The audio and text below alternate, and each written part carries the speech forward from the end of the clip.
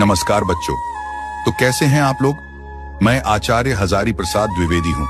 सुना है आप मेरा जीवन परिचय ढूंढ रहे हैं, तो आपको कहीं जाने की जरूरत नहीं है।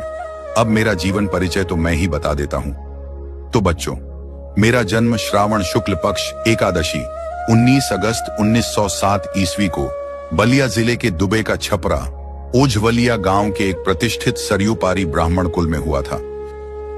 मेरे पिता का नाम अनमोल द्विवेदी था। मेरी माता ज्योतिषमती भी प्रसिद्ध पंडित कुल की कन्या थी। इस तरह मेरा बालक जीवन में संस्कृत और ज्योतिष की शिक्षा उत्तराधिकार में प्राप्त हुई। सन 1930 ईस्वी में मैंने काशी हिंदू विश्वविद्यालय से ज्योतिषाचार्य की उपाधि प्राप्त की। मेरी प्रतिभा का विशेष स्फुरण कवि गुरु रवींद्रनाथ की विश्वविख्यात संस्था शांति निकेतन में हुआ, जहां मैं सन 1940 ईस्वी से 1950 ईस्वी तक हिंदी भवन के निदेशक के रूप में रहा। यहीं मेरा विस्तृत स्वाध्याय और सृजन का शिलान्यास हुआ। सन 1949 ईस्वी में लखनऊ विश्वविद्यालय ने मुझे डीजियो लिटजीरो की उपाधि से सम्मानित किया।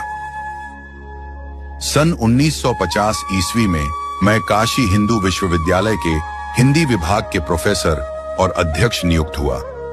सन 1957 ईस्वी में मुझे पद्म भूषण की उपाधि से विभूषित किया गया। सन 1958 ईस्वी में मैं राष्ट्रीय ग्रंथ न्यास के सदस्य बना।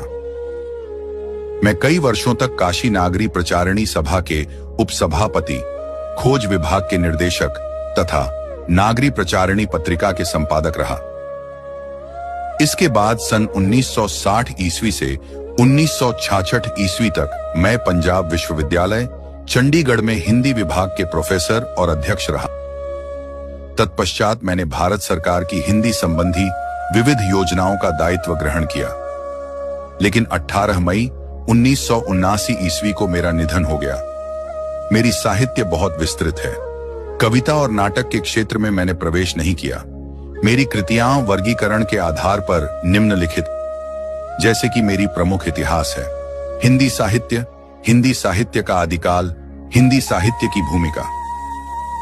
मेरी प्रमुख निबंध संग्रह है अशोक के फूल, कुटज, विचार प्रवाह, विचार और वितर्क, कल्पलता, आलोक पर्व।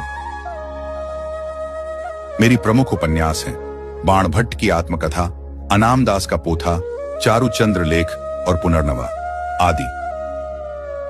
कहानी